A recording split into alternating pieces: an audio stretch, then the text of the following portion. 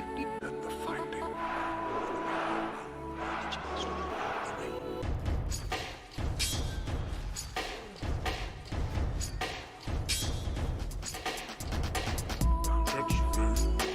Just time. In a minute. You do not find.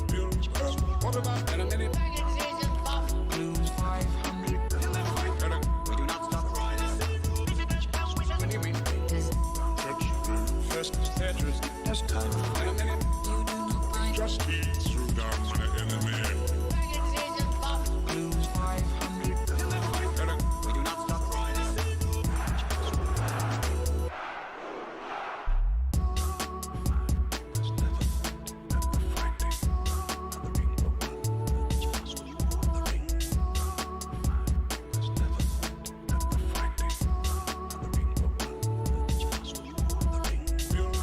What about video? You do not find good man right. Very much time. Have not. What about video? Back once again today. This time for something really fun and exciting. That's right, Sandy.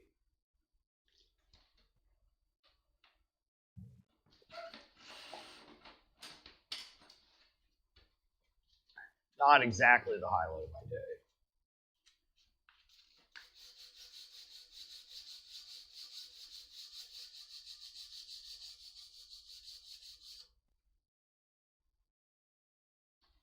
Get a little bit close up there.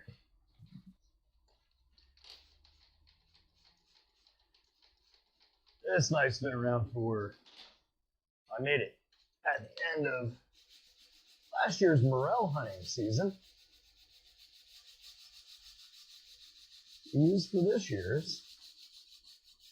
So I haven't finished it yet, but my neighbors are starting to find some morels. This was literally, I had some extra Damascus from a billet. So I just want to sand this again. And then I should, hopefully, yeah, it looks like I'm showing up there.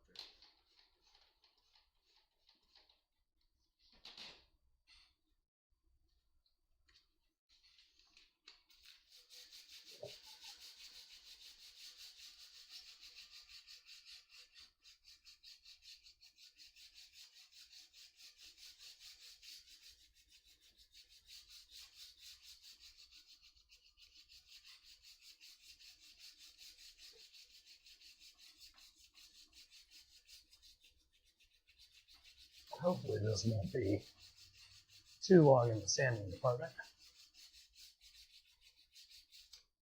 Really just want to clean it up some.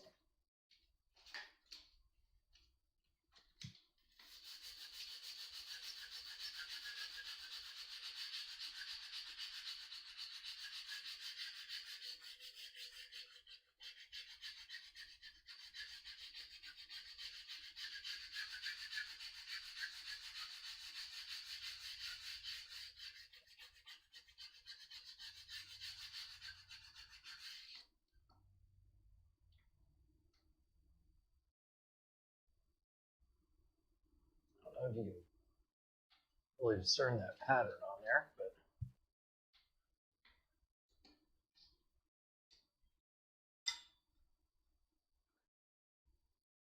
it's just a nice random pattern Damascus.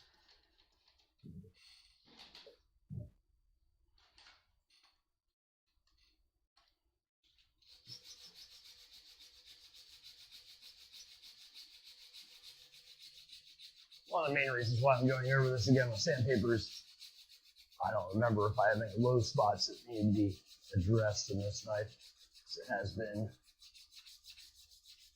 about, I'd say 10 months or so since I touched it last.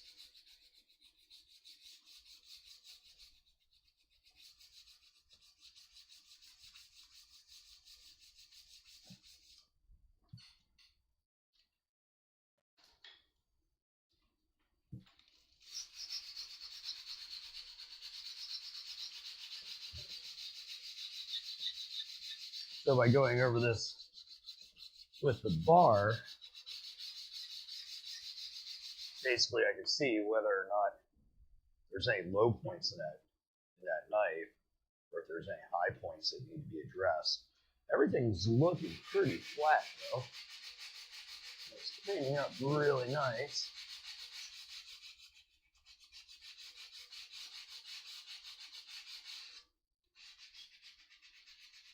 So that means I'm gonna have to decide what's the handle gonna do for this knife.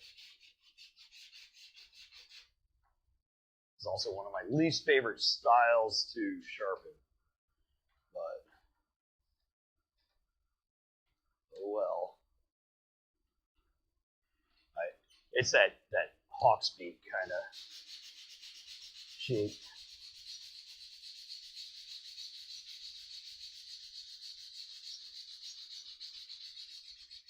It's for me, so I imagine it's going to have to get sharpened very often. And it's really just for getting there, digging out stems of mushrooms, cutting the morels nice and clean.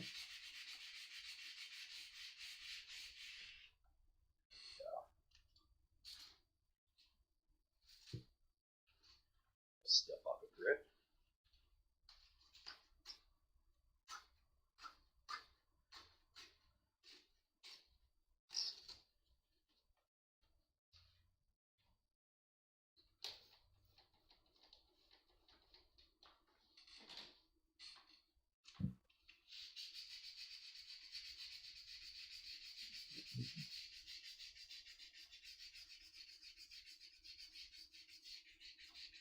I think this is the aspect of knife making they don't really show you on Forged in Fire, that's for sure.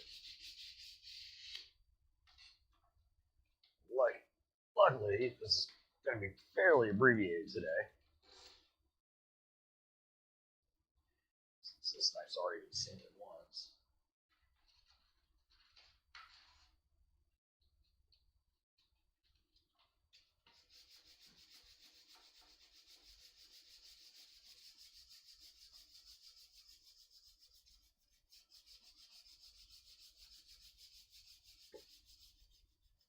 Then we'll want to re-etch it.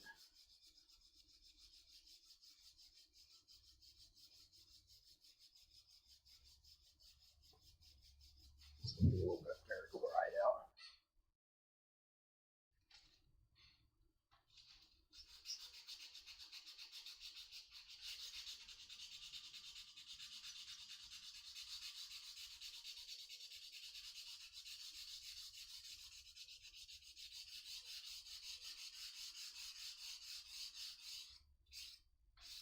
Starting to show a nice pattern on there. Keep that stand out just a little bit.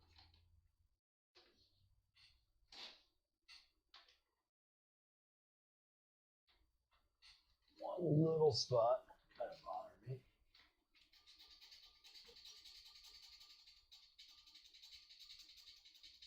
There we go.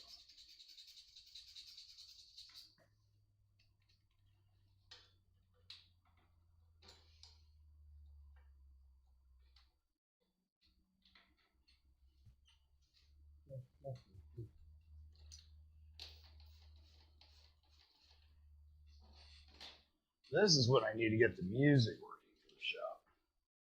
The live stream, anyway. Because normally when I'm doing this, I'm not live streaming it.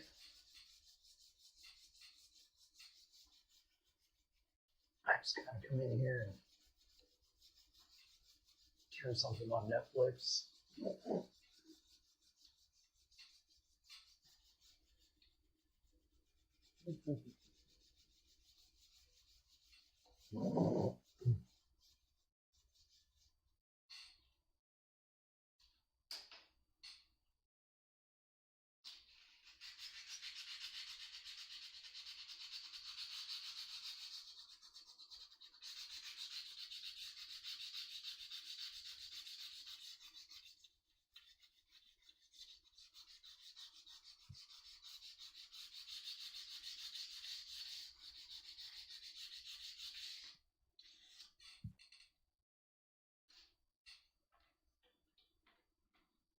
take this. Looks like I have everything fairly well there.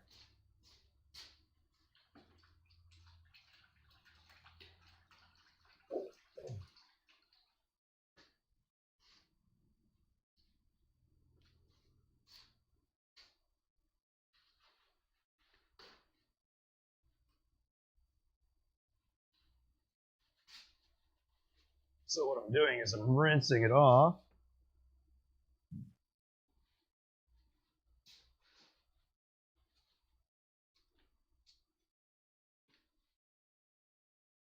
Being careful not to get my fingers on the blade before I etch it, but you can really, let's see if I can get that pattern to show up on camera here.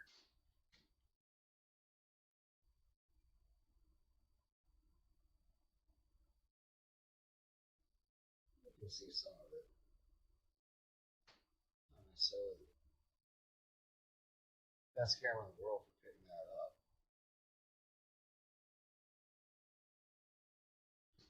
But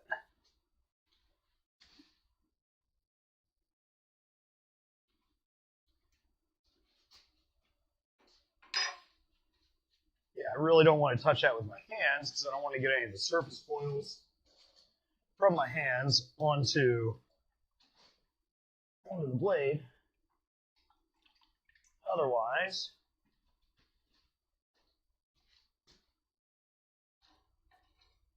that'll make a mess of things.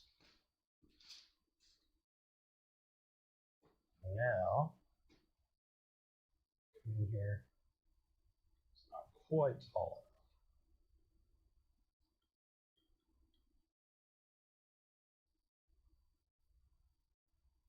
Move some of that acid down a little further. There we go.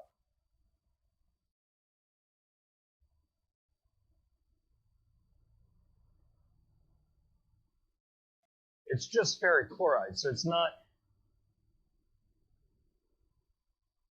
extremely, caustic to the skin. It'll stain your jeans, though. That's for sure. So I'm going to take some of that 400 I had.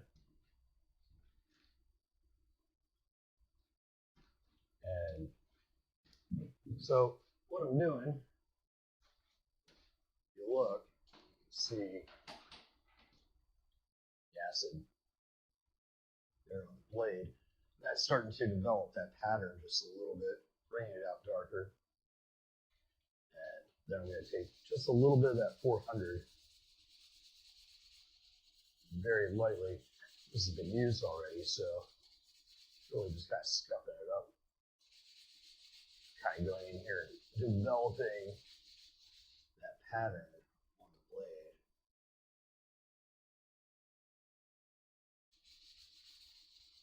Then I'm going to etch it again.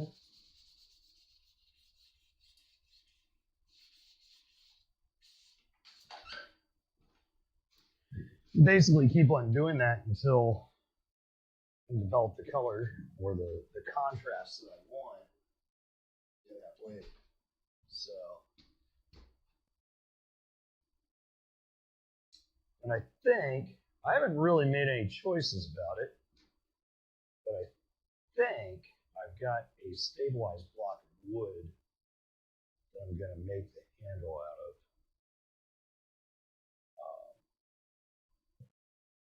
I have a piece of stabilized cork that I made last year. Just not sure.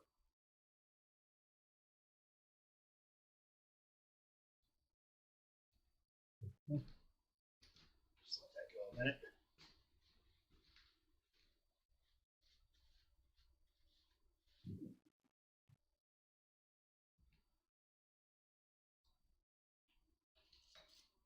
There we go. Now it's starting to develop some nice contrast in there.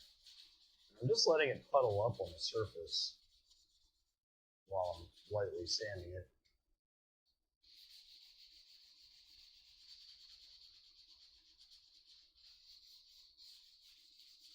again, the knife isn't sharp yet, so I may have to go back and etch one more time after I sharpen it. But let's go back in.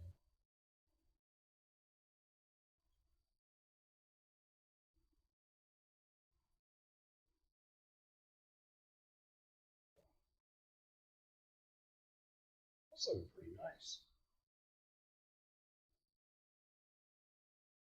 Lots of activity in there. So let's see if I can pull this up on camera.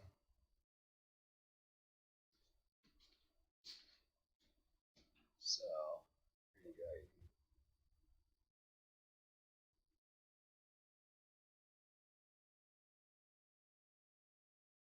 Once I clean that acid off.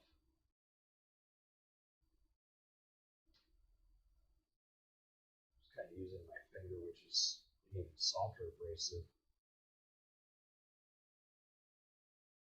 than the spent sandpaper. So right now we're just kind of letting it go darker and darker. Give that nice look.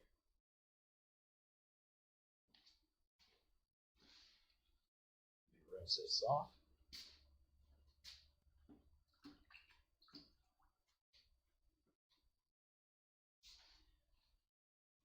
Rinse it off, dry it off, oil it up. Big thing when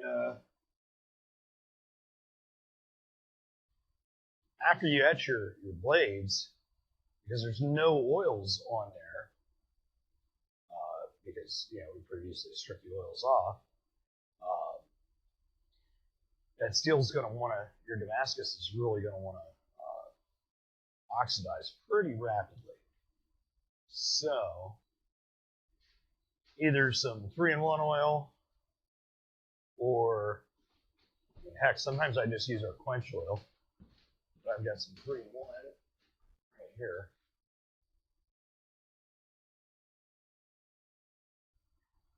I just want to give it a nice coating.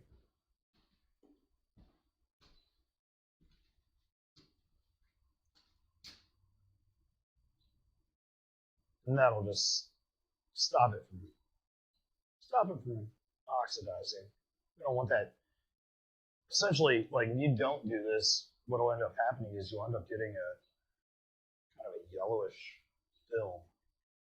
That's just that the brown oxide or red oxide forming rust, essentially. But let's see if this, if I had some light on there.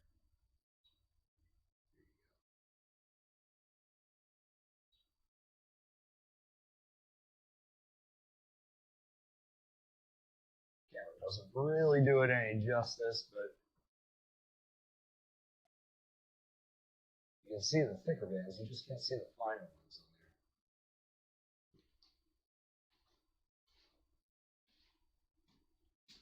there. Now, ideally, I gotta check and see if I have any horsehair.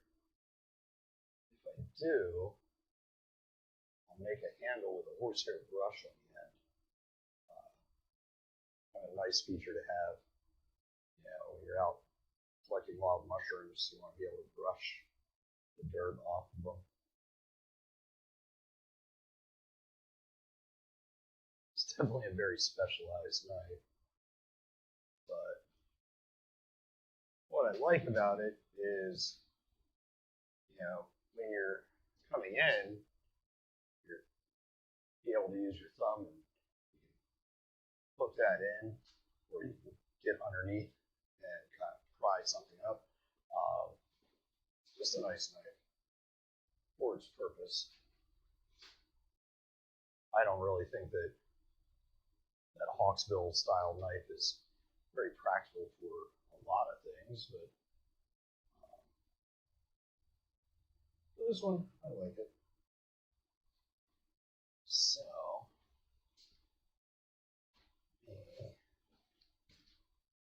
just take my used paper towel, Get some of that water from sanding away.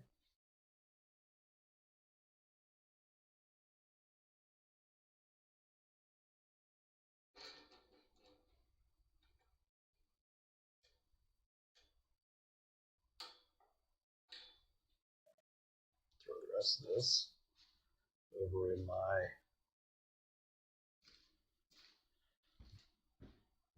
lighting forge pile. So let's see what I got.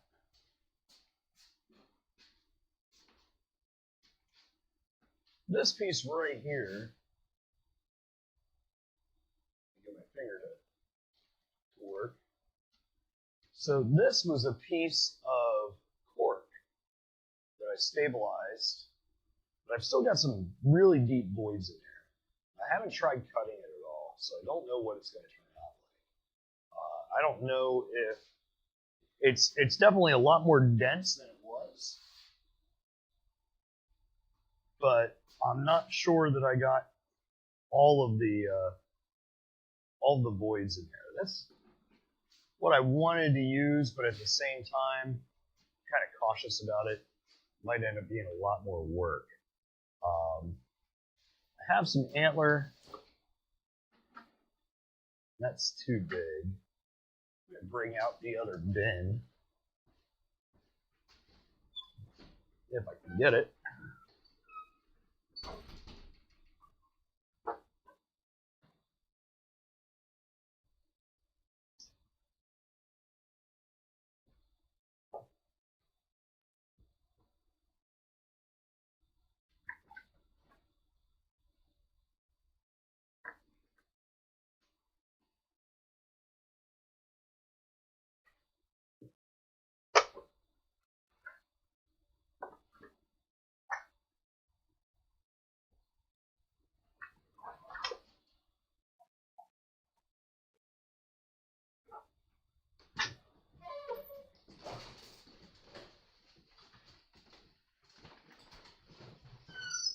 So I've got a whole bin of miscellaneous stabilized woods,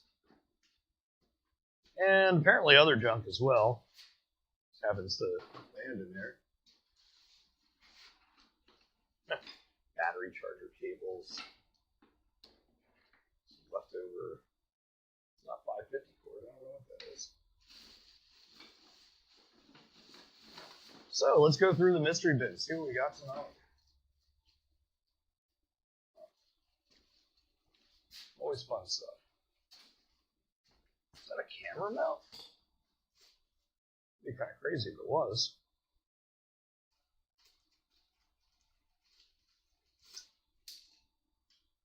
Well, it's something, that's for sure. I just don't know what. We'll check that out later. Alright. Ooh, that's some quilted maple. It's not stabilized yet.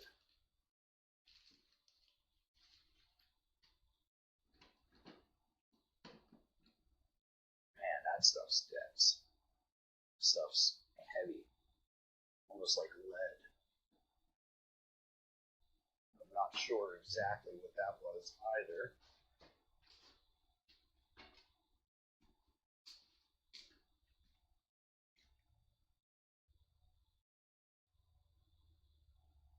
That is...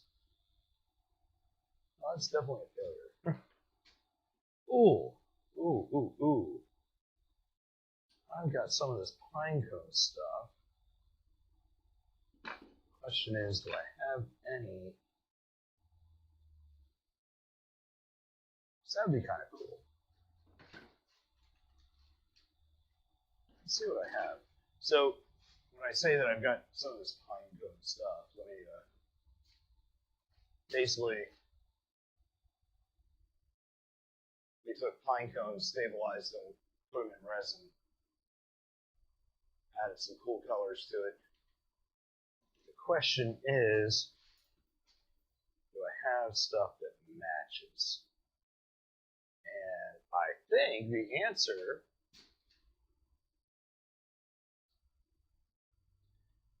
I'm pretty sure that that right there, those are the bookended pieces. So I think that would be pretty neat. But now if I do this, I think I want to take them, and instead of just having the bookended pieces, take them and swap them. Because that interior of the pine cone is really, I don't know. I wonder if I can take these, glue them together. I think that might be the better way to do it now I'm thinking about it.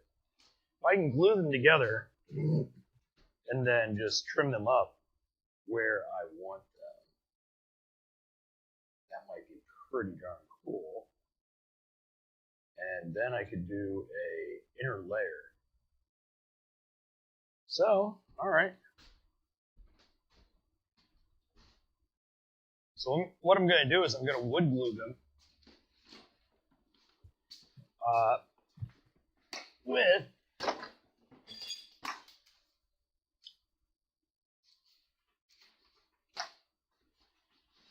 a piece of paper in between. Sounds kind of dumb, but at the same time, it's not.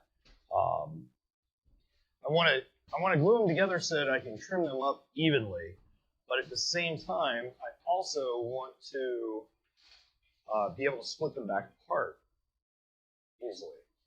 So if I put a piece of paper in between, using some wood glue, the wood glue's just there to hold them together while I trim up both pieces and make them even.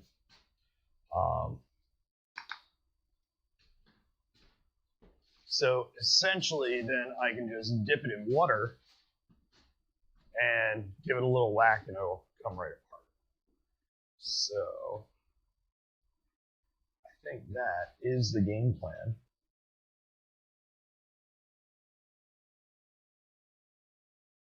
Might be kind of an early stream tonight.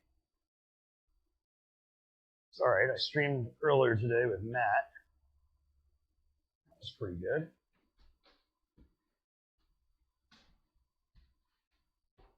So, just want to check something here. Okay. I think that'll not the way I want it.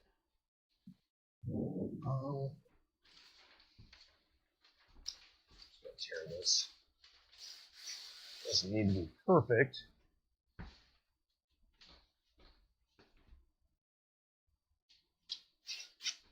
There we go.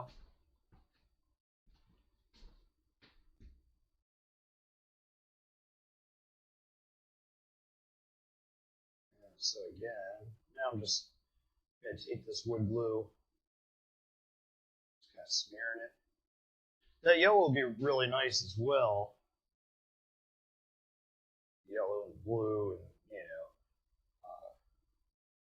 if you happen to drop the knife, it'd be kind of nice to be able to find it again. There. So just gently smear that glue around. Just cover everything.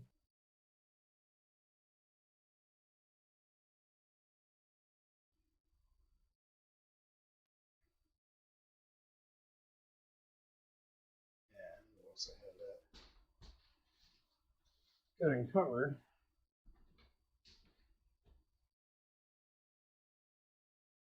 Take them, and as best as I can, line them up.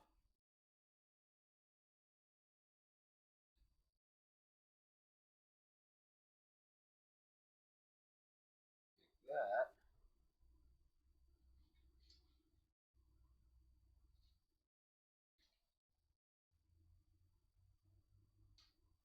Go. So first thing,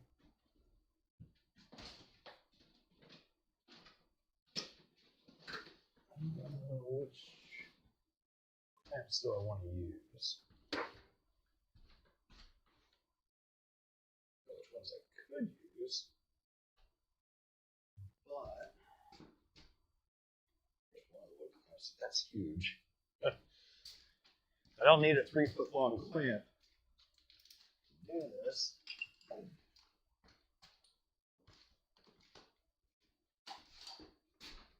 I may have to resort to using it.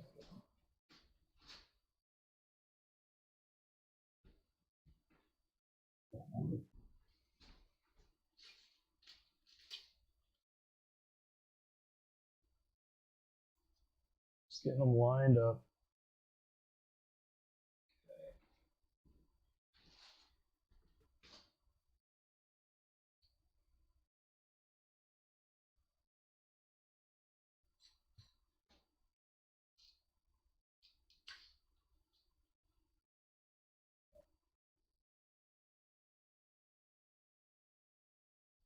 Before I tighten it up completely,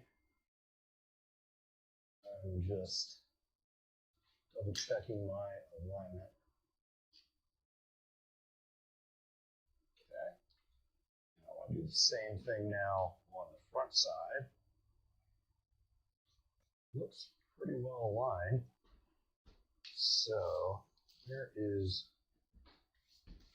I have a second one of those. I was just using them for something. Can't remember what. That or a nice size C-clamp would be nice. Well, let's see. So what I'm planning on is, with that, I can actually take a nice piece of like dark wood of some sort. I don't know. I'll go through that bin, see if I can find something for the center. But what I'll do is I'll make a core. And got all the gap out. That's a little ridiculous. Use a 3-foot clamp for a little tiny knife block, but hey, it works. So I could use my whole work table here, but it's actually got a clamp built into it. But so what I need to find something dark. I'm not sure what, but more importantly, it's got to be close to the thickness. Oh, that's perfect. Let me sand this up and see what we have. So I'm not sure what this is. Always love finding the mystery woods here in the shop.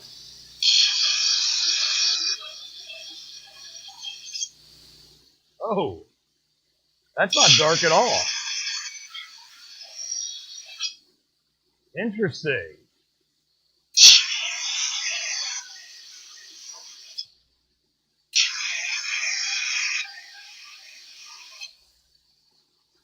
That was not what I thought it was, but it might work out really, really well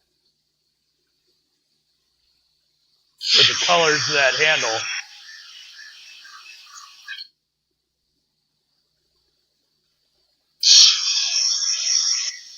I don't have a new sanding belt on here just yet, but to give you an idea, what I'm finding out is this, through the dirt there, it's actually a piece of blue sage.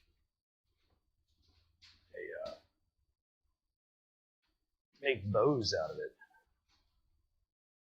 That's kind of cool. That is sage orange. That might make for a really cool center core on that. So, I'm not sure. Do I want to do a inset? If I wanted to do an inset brush on that, I've never done one. And I think I'd have to tie the horsehair a certain way. I'm not sure. Plus, I'd have to talk my ex-wife into allowing me to go over and harvest some of her horsehair. She's got like 30 horses, though, so it shouldn't be that difficult.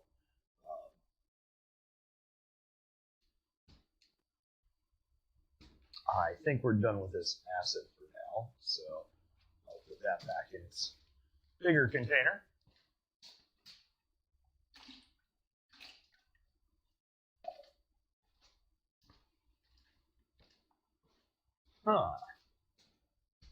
So,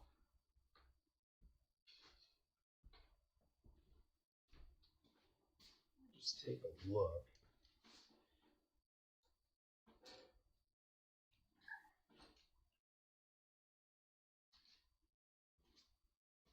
At our knife. So, what I'm doing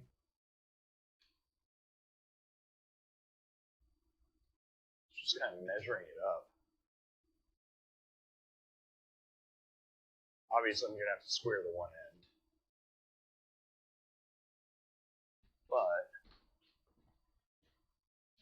And I might, I've got a large piece of brass here. Maybe I'll do a brass guard for that. I'm not sure.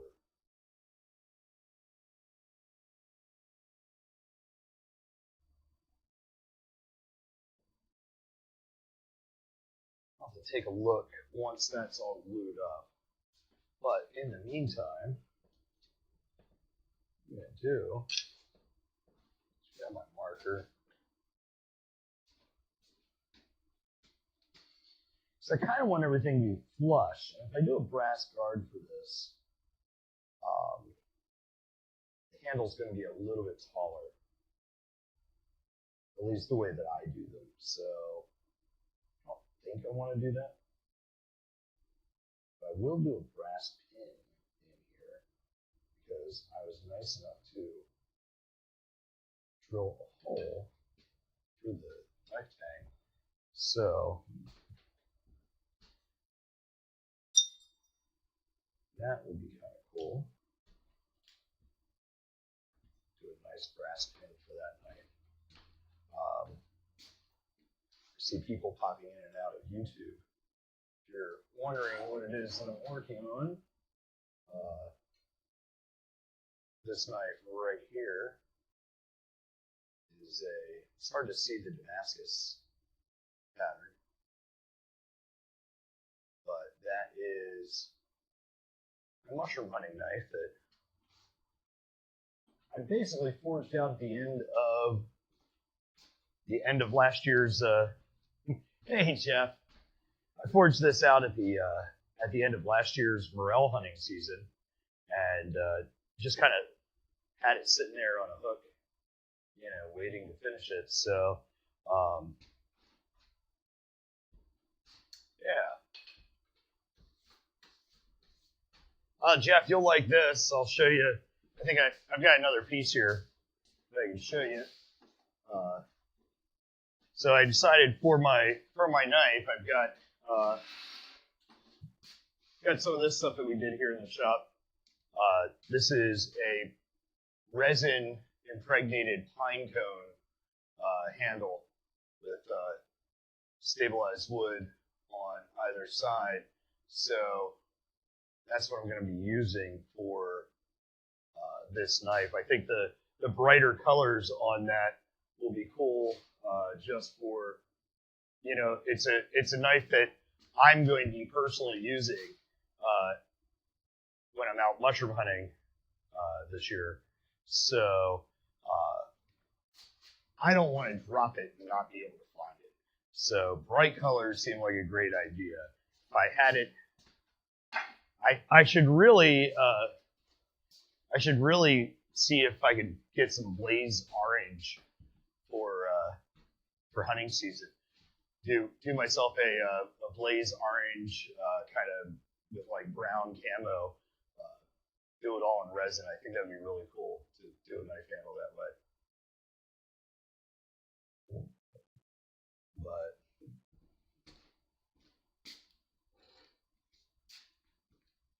Yeah, it really will pop. The hardest part about it is the stabilizing the pine cone to begin with, because you really can't have any air bubbles. If you have air bubbles, then later on they're going to show up. They're going to kind of be encapsulated, and so when you stand into that, if there's air bubbles on that pine cone or in that pine cone, it's just really going to be apparent, especially when you hit that on the sander and you start sanding away layers of it. But otherwise, though, it'll look really cool. I did one with a sort of a turquoise and black. This one is yellow and blue. And the turquoise and black look really, really awesome. The pine cone itself, when it's polished, almost pops sort of a reddish brown. So it's got some nice red highlights in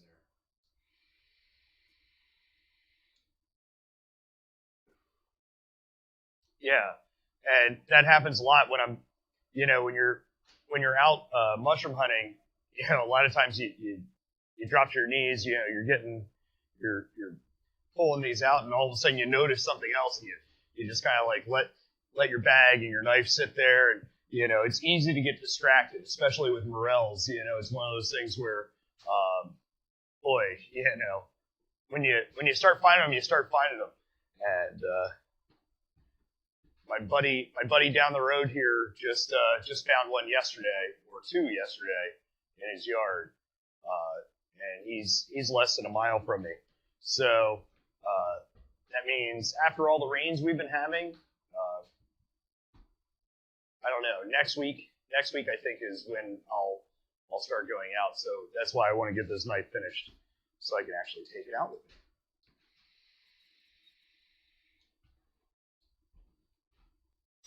Because normally I don't do this Hawk's Peak kind of pattern.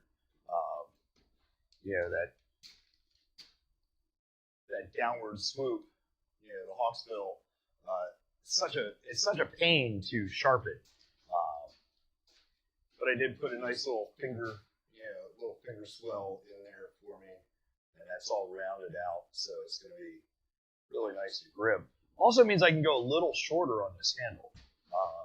I don't know how short I will go, but I stick with mushrooms that are easy to identify. Morels there is such a thing as a false morel, but all you have to do is cut it in half, and if it's hollow inside, it's a morel. If it's not, it's a false morel.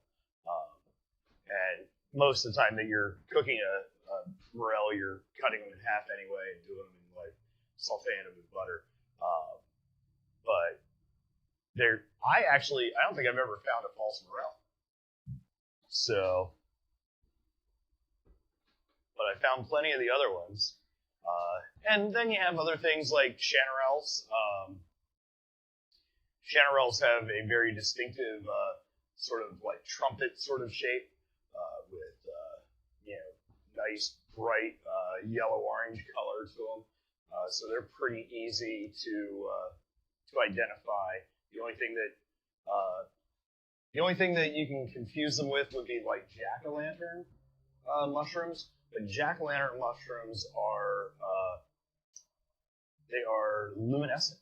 So if you looked at them at night, they actually glow, which is kind of cool.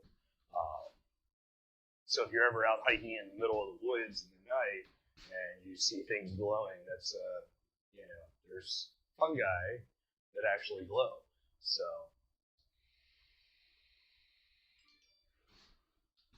but what was that?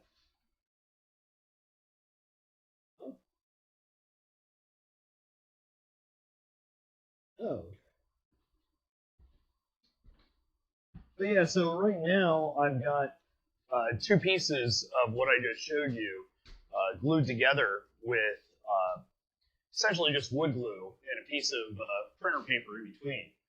And that way I can cut and trim them up and bring everything pretty close to even. And then because that wood glue and the paper is in there, if I get it damp, I should be able to peel it apart.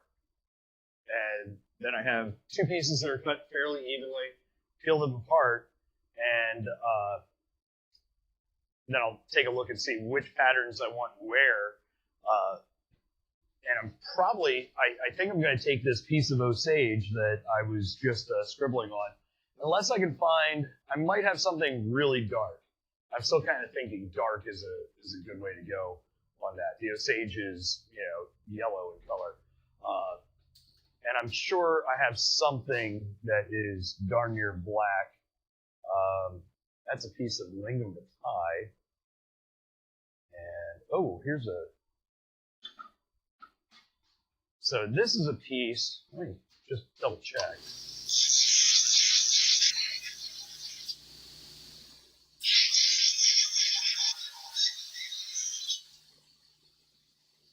So this has some dark spots in it. This is one of my favorite woods to actually use just as is. This is called Bacody.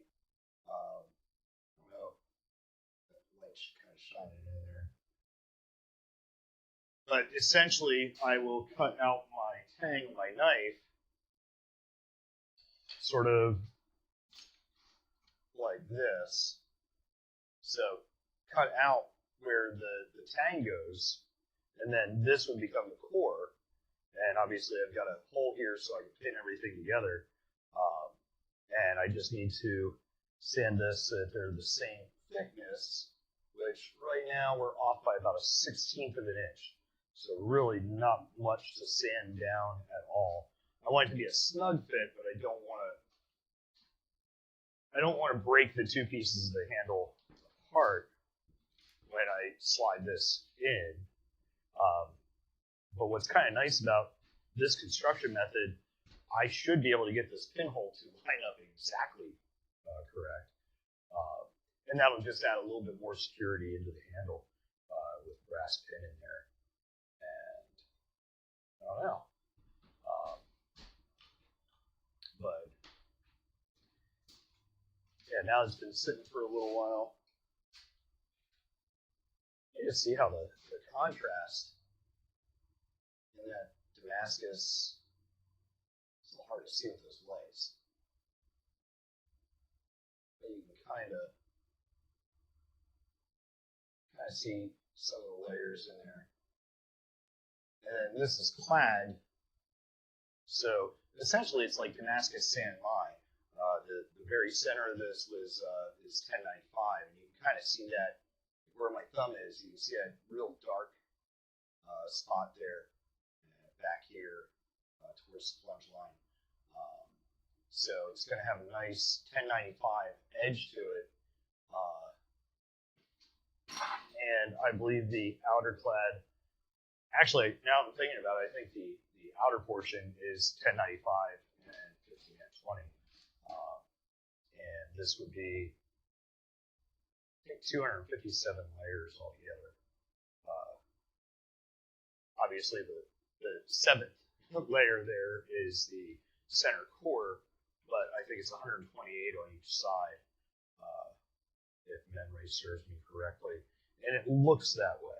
It's normally how I do things. Try to keep my pattern counts rather even. But still, I left it thick enough so I can still get in there and like pry out rocks and stuff like that if I need to. This is really going to be a knife that I beat around. So it's gonna take some abuse, but I've just been telling myself that I've always wanted a knife for mushroom hunting, and I've seen plenty of them online. I've just never made one. So, oh, this piece is kind of cool too. Here you go. This is another piece. You can kind of see the clear acrylic. It didn't come out as good as we wanted, but this is actually pops going down the center there. Just kind of cool. Kind of problematic though because they tend to retain moisture and for a very long time apparently, and so that's where that kind of white blooming look came from in the resin, just it off gassing. I guess during the I think it was during the vacuuming portion of it. I got some antler and stuff I could use as well. Oh, this stuff's pretty neat. I'm not sure if I don't know if I have enough of this to do an entire handle. That's just swirled resin.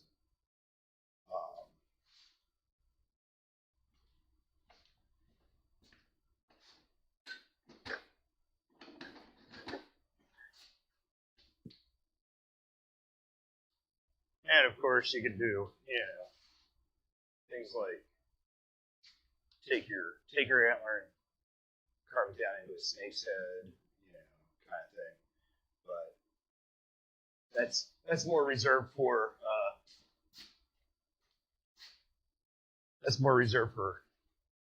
people paying for their knives, not me.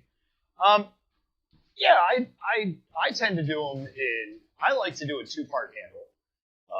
For hidden tang knives. That's just something that I've always done. And it comes out really well, but you've got to choose the right materials for it because where you join them together, they have a potential break. So, but yeah, they work great that way. With knives that take a lot of abuse, though, especially bigger knives, I don't think I'd suggest it. I did a Bowie knife a couple of years back with I want to say like 10.5, 11-inch blade on it, probably about 2 inches tall at the tallest point. Just massive thing, lots of weight. And that is not one that I would suggest doing that 2-part in. Unless the center core was metal. And there are some people doing that, where they make a hidden tang knife that looks like a full tang knife, if that makes sense. There's also people doing it with stacked brass, or just dissimilar metals, and then they're doing some jibbing work and things like that on there. But let's check this.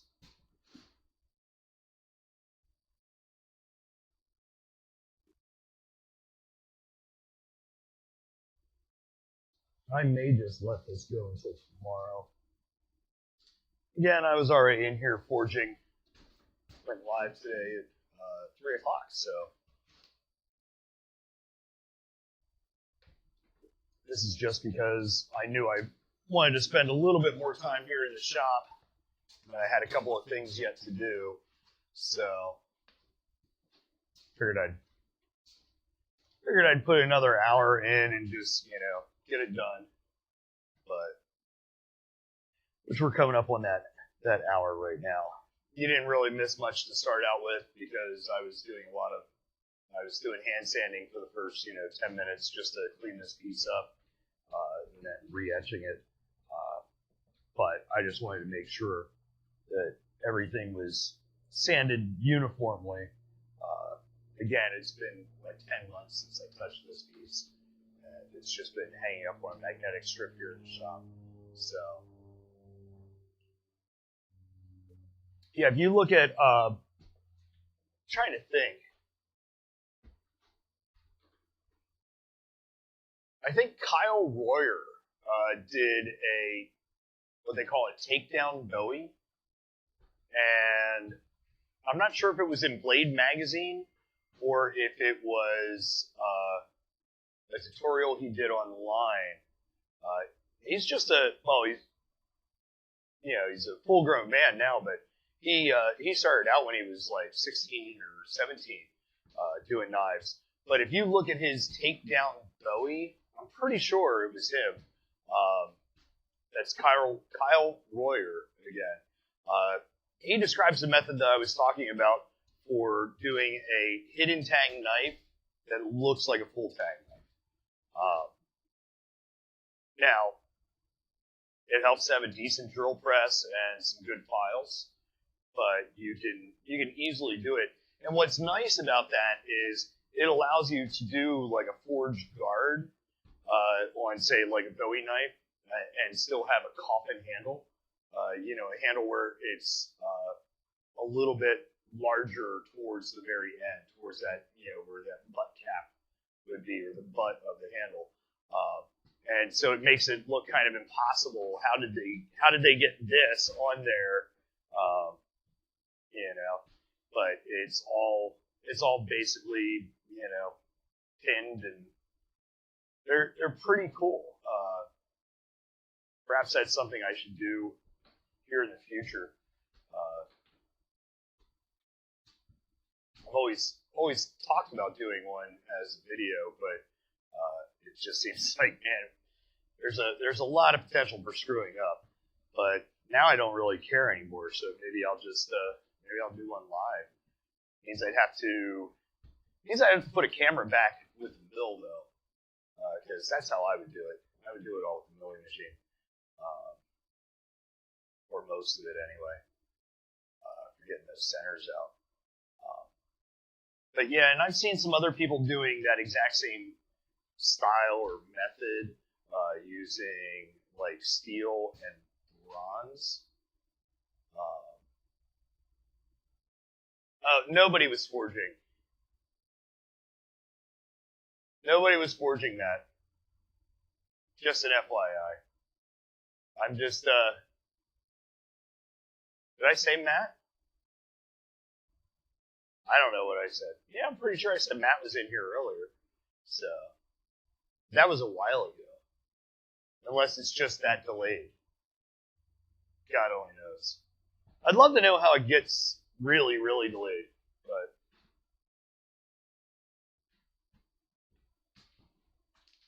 so, there's only so much time dilation in the world. But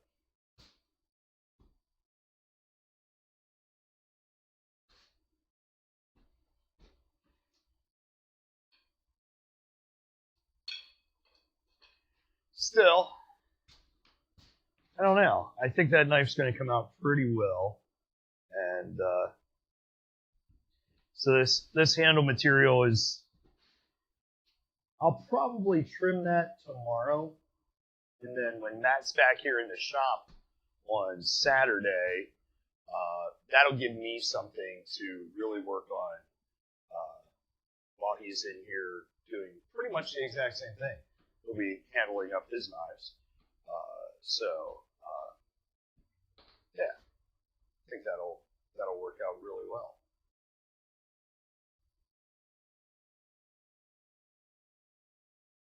Are you slow tonight, Matt?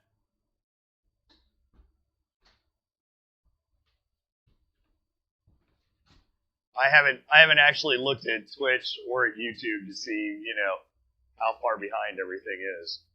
But I haven't gotten any errors, so that's all that matters. But yeah, I figure I'll finish. Yeah, I'll probably trim that out tomorrow.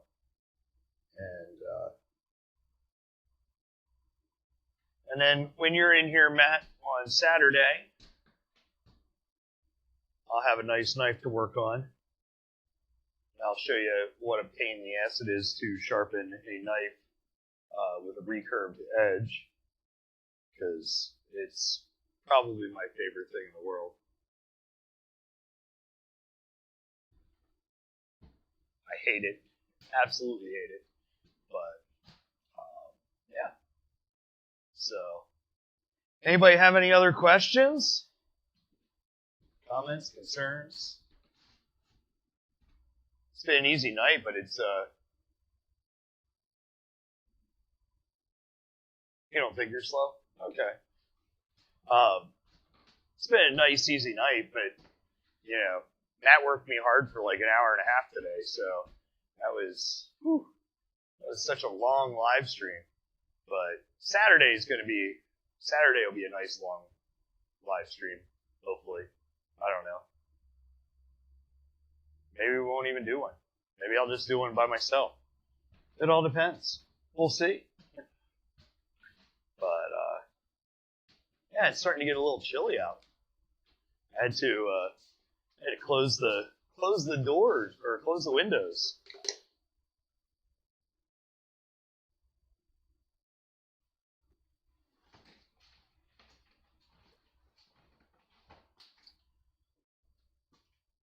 Some guy came into the shop and made a huge mess today.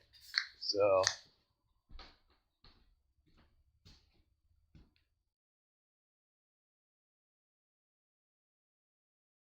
oh, okay, Jeff?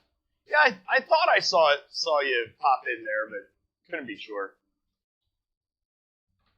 I know Mark stopped in. Haven't talked to him in a long time, so that was good. Now we just need to get our German buddy Jürgen. He actually stopped by Saturday when we were live streaming.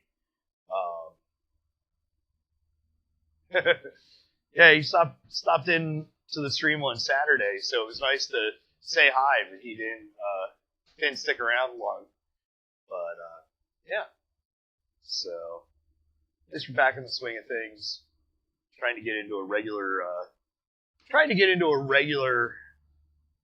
schedule as far as streaming goes, and I've got production work that really needs to start happening, so that way I'm not rushing like crazy this summer to get stuff ready for Boston or any other shows that we're doing. So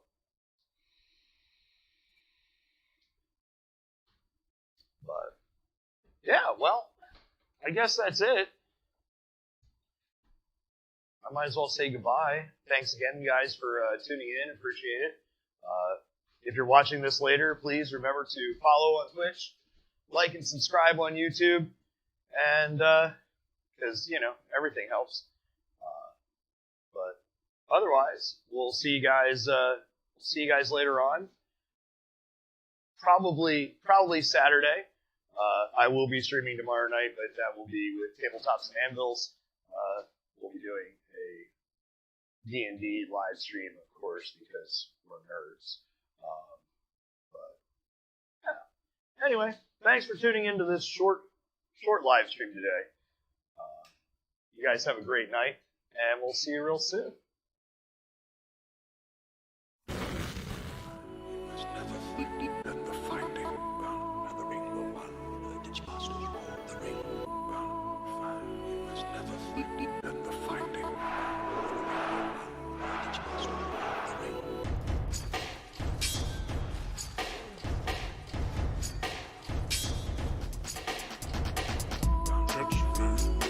Just time. In a minute, you do not find. You do not know. What about in a minute? Lose 500. We do not stop riding. When you mean first Tetris. Just time. In a minute, you do not find. Just